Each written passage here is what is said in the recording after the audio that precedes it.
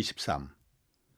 유념 공부에 대하여 말씀하시기를 유념의 공부는 곧 일용 행사의 그 마음 대중을 놓지 않는 것이니 이른바 보는 데에도 대중 있게 보고 듣는 데에도 대중 있게 듣고 말하는 데에도 대중 있게 말하고 동할 때에도 대중 있게 동하고 정할 때에도 대중 있게 정하여 비록 찰나간이라도 방심을 경계하고 정념을 가지자는 공부니라.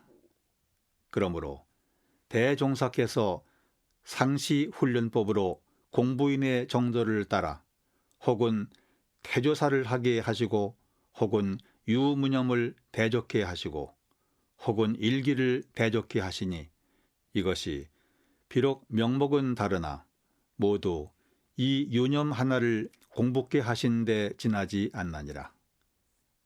24. 말씀하시기를 이제 몇 가지 조항으로 유념 공부의 실례를 들어본다면 1. 사람이 어떠한 사업을 성공하자면 먼저 그 마음이 오로지 그 일에 집중되고 그 생각이 그 일을 연마하는 데 있어야 할 것이요. 2. 어떠한 사업을 성공한 후에 영원히 그 사업을 유지하기로 하면 모든 것을 무심히 하지 말고 마음을 오로지 그 일에 집중하여 연마하는 생각이 있어야 할 것이요. 3. 마음이 경계를 당하여 넉넉하고 급함이 골라 맞아서 군색과 실패가 없기로 하면 미리 연마하는 생각이 있어야 할 것이요. 4. 모든 일을 응용함에 시비를 잘 분석하여 매사에 중도를 행하기로 하면 항상 취사하는 생각이 있어야 할 것이요. 5. 모든 일을 지낸 뒤에 장래의 보감을 얻기로 하면 항상 반성하는 생각이 있어야 할 것이요. 6. 공간시에 처하여 망상이나 혼침에 빠지지 않기로 하면 그 망상을 제거하는 한 생각이 있어야 할 것이요. 7. 무슨 직무를 담당하여 그것을 잘 이행하기로 하면 항상 책임에 대한 관념이 깊어야 할 것이요. 8. 모든 은혜를 입은 후에 반드시 그 은혜를 갚기로 하면 먼저 피은에 대한 생각이 깊어야 할 것이요. 9. 무슨 소약을 이룬 후에 반드시 그 소약을 실행하기로 하면 항상 신의를 존중히 하는 생각이 있어야 할 것이니 만일 이상에 말한 바 모든 생각이 없이 당하는 대로 행동한다면 일체 행사에 실패와 배은과 불신을 초래하여 필경은 세상의 배척자가 되고 말 것이니라. 세상 만사 어느 일이 유념이 아니고 되는 일이 있으리요. 과연 크도다 유념의 공덕이요. 25. 무념 공부에 대하여 말씀하시기를 무념의 공부는 곧 일용 행사에 오직 염착하는 생각을 없게 하는 것이니 이른바 보는 데도 차기 없이 보고 듣는 데도 차기 없이 듣고 말하는 데도 차기 없이 말하고 동할 때도 차기 없이 동하고 정할 때도 차기 없이 정하여 항상 그 망상을 멸독게 하고 진여를 자득게 하는 공부라 할 것이니라. 그러므로 대종사께서 공부의 진실처를 말씀하실 때 필경 이 무념으로서 최상 법문을 삼으시고 부처님께서도 도덕의 본질을 해석하실 때 다 이 무념으로서 표준하셨나니라. 26. 말씀하시기를 다시 몇 가지 조항으로 무념 공부의 실례를 들어본다면 1. 사람이 도덕을 공부하여 능히 불성의 지위를 얻는 것은 그 마음에 내가 불성의 위를 얻었거니 하는 생각이 없는 까닭이요. 2. 공도에 헌신하여 영원한 공익자가 되는 것도 그 마음에 내가 공익을 하였거니 하는 생각이 없는 까닭이요. 3. 세상에 처하여 영원한 안락을 누리는 것도 그 마음에 이것이 낙이거니 하여 집착하는 생각이 없는 까닭이요. 4. 누구에게 은혜를 베푼 후 그 은혜를 영원히 보존하는 것도 그 마음에 내가 은혜를 베풀었거니 하는 생각이 없는 까닭이요. 5. 어떠한 권위를 얻어서 영원히 그 권위를 유지하는 것도 그 마음에 내가 권위를 가졌거니 하는 생각이 없는 까닭이요. 6. 어떠한 처사에 당하여 항상 공정을 잘 지키는 것도 그 마음에 오직 편착의 생각이 없는 까닭이요. 7. 동정 간에 항상 정신의 안정을 얻는 것도 그 마음에 오직 애욕의 생각이 없는 까닭이요. 8.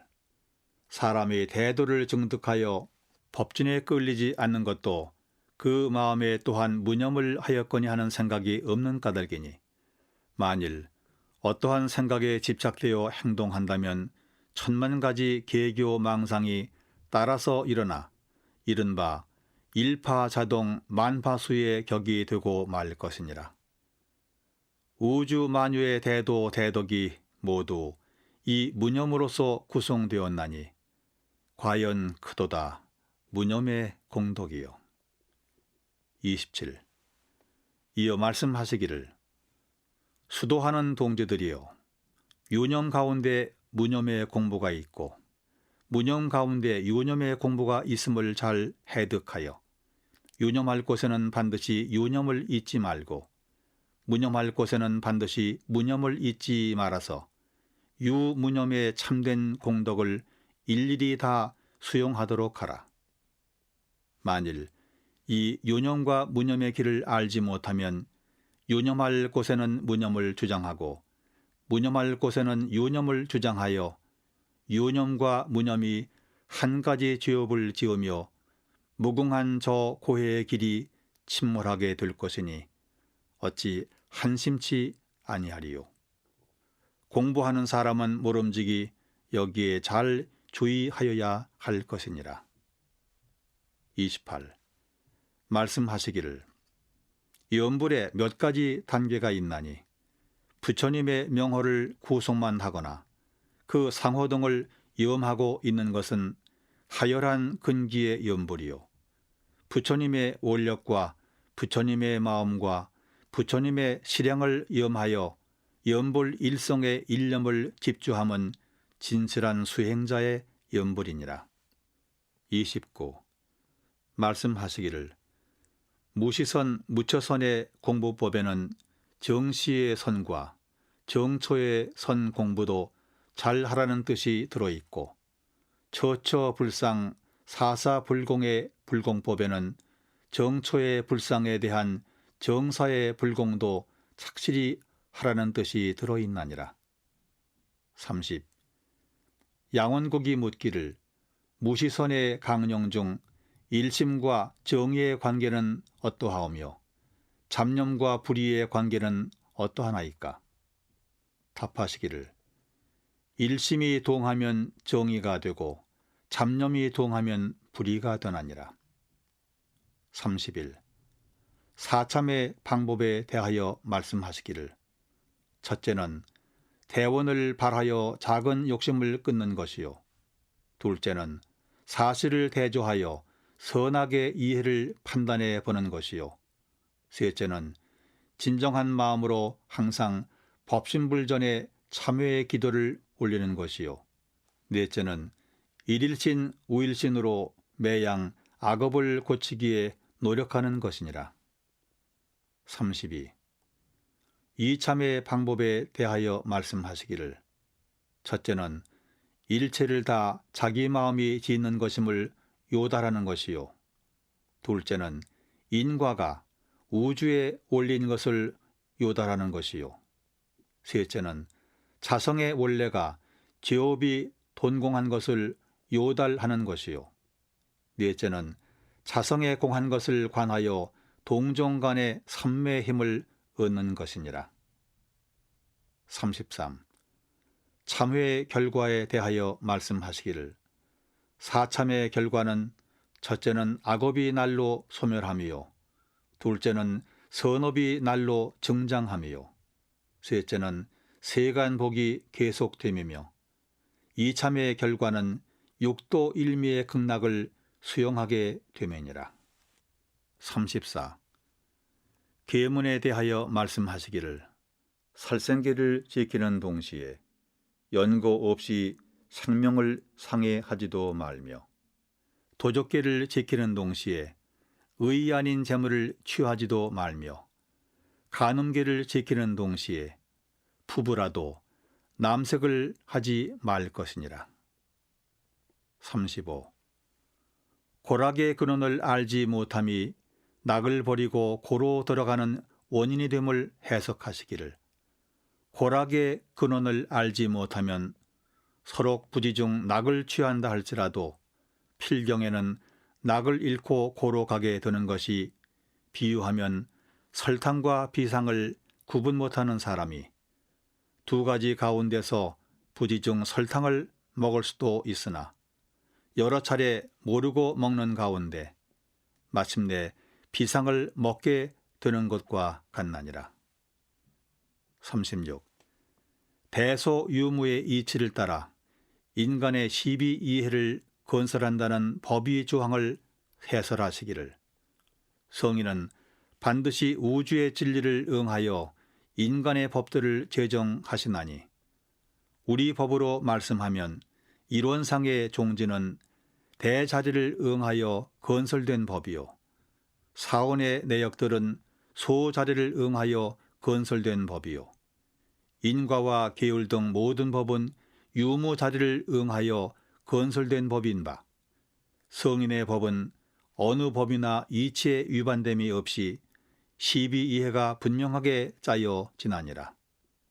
또는 이를 개인 공부에 운용하는 방법으로는 항상 이론의 체성을 체받아서 일심, 즉 선을 잘 닦으라 하신 것은 대를 운용하는 법이요 사사저처에 보온불공하는 도를 잘 알아 행하라 하신 것은 소를 운용하는 법이요 유무에 집착하지 아니하고 유무를 따라 마음을 활용하며 변천의 도를 알아 미리 준비하여 사업을 성공하게 하신 것은 유무를 운용하는 법이니라. 37. 학인이 묻기를 우리의 6가지 법위 가운데 같은 법위에 오른 도인은 그 도력이 다 한결같나이까? 답하시기를 명필에도 초소에 능한 사람, 해소에 능한 사람, 전소에 능한 사람이 있듯이 항마 이상의 도인들도 그 능한 방면이 각각 다를 수 있으며 같은 위에 있다 할지라도 그 도력이 꼭 한결같지는 아니하나니라. 38. 학인이 묻기를 법강 항마위 승급조항에 생로병사의 해탈을 얻은 사람의 위라는 말씀이 있사오니 항마위만 되면 육도를 자유자재할 수 있나이까? 답하시기를 항마위에서는 생로병사에 끌리지만 않는 정도요 출가위에 가야 자유자재할 수 있나니라. 39. 시자 사려기를 우리 회상을 과거 회상의 한 종파로 아는 이가 있나이다. 말씀하시기를 과거 부처님께서 바라문의 교리를 인순하신 점이 있고 예수께서 구약을 연언하시었으되 불교나 기독교를 과거 종교의 한 종파라 하지는 않나니라. 또 사려기를 과거 교법과 우리 교법과의 관계는 어떠하나이까? 말씀하시기를 주로 창조하시고 혹 혁신, 혹 인용하셨나니라. 40. 객이 묻기를 귀결은 무신입니까 유신입니까? 답하시기를 우리는 어디에 따로 계시는 인격적 신은 인정하지 아니하나 우주를 관통하여 두루 있는 신령한 진리는 이를 인정하나니 우리의 마음을 단련하여 우주의 그 진리를 이용하며 그 위력을 얻자는 것이 우리의 주장이니라. 또 묻기를 귀견은 유심입니까? 유물입니까? 답하시기를 물심 이려로 보나니 우주 만유의 본체는 물과 심이 둘이 아닌 동일체이나 운용하는 데 있어서는 심이 체가 되고 물이 용이 되나니라. 41. 금강경을 설하실 때 색상이나 음성으로 능히 열애를 보지 못한다 하신 말씀을 해설하시기를 가령 사람의 인물을 외모만 보고 전부를 다 보았다 할 수 없고 그 사람의 위에 언어, 지식, 용심 등을 다 보아야 그 인물을 참으로 본 사람이라고 할 수 있는 것 같이 열애를 보는 법도 보통 사람으로서는 가히 볼 수 없는 경지가 있나니 모든 상이 공하고 자타 피차가 없는 유무초월한 자리를 깨쳐 법신, 보신, 화신 전부를 체득해 보아야 비로소 열애의 전부를 본 것이니라. 42. 금강경 해설을 마치고 말씀하시기를 우주가 공에 바탕하여 원래 낯이 없기 때문에 불생불멸하여 인과 보응의 진리가 소소하나니 우리가 무상대도를 닦기로 하면 첫째, 상없는 공부, 즉 사상, 법상, 비법상까지도 다 공하여 허공 같은 심경을 가질 것이며 둘째는 주함이 없는 공부를 하여 색성향 미적법에 끌리지 않는 원만한 신법을 가질 것이며 셋째는 묘유의 공부로서 희노애락 원근친소의 편착함이 없이 지공무사한 마음을 써야 할 것이니 능히 이로하면 곧 대도를 성취할 것이며 금강경을 완전히 신에 수지한 것이니라. 43. 하긴이 반야심경 설명함을 들으시고 말씀하시기를 반야심경은 조견 오온개공이라는 조견 법문에서 그 공부의 강령이 다 드러났다 할 것이니 조견이란 사량 분별이 아닌 자성의 광명으로 반조하는 것이요 어느 상에도 주착함이 없이 원만구족하고 지공무사하게 직관함인 바 이 조견 공부의 순서를 부연 설명하자면 첫째는 관하는 공부니 어느 상에도 주함이 없이 우주와 인생의 실상을 똑바로 보고 옳게 판단하는 것이요 둘째는 각하는 공부니 바르게 보고 옳게 판단하는 동시에 자성본의의 진공한 영지를 걸림없이 단련하여 크게 깨침을 얻는 것이요 셋째는 행하는 공부니 걸림이 없이 깨치는 동시에 그 깨친 대로 모든 행동을 단련하여 해탈과 만능을 갖추는 것이라 관하고 각하고 행하는 공부를 잘 조화하여 익숙해지면 조견 공부를 마쳐 일체의 고액을 건너게 되나니라. 44. 하긴이 사제 법문 설명함을 들으시고 말씀하시기를 고지의 8고 가운데 생로병사 등 앞 4고는 이미 어찌할 수 없는 자연적 고요, 구부득고 등 뒷 4고는 새로이 지어가는 작용적 고라 할 것이며 집제 가운데 지수화풍 4대 소집인 색시는 또한 어찌할 수 없는 자연적 집이요 수상행식 사원의 소집인 의식은 늘 새로이 지어 일으키는 작용적 집이라 자연적 고나 집은 편안히 달게 받아 나가는 것이 공부가 되고 작용적 고나 집은 편안하고 즐거운 선업으로 지어 나가는 것이 공부가 되나니라.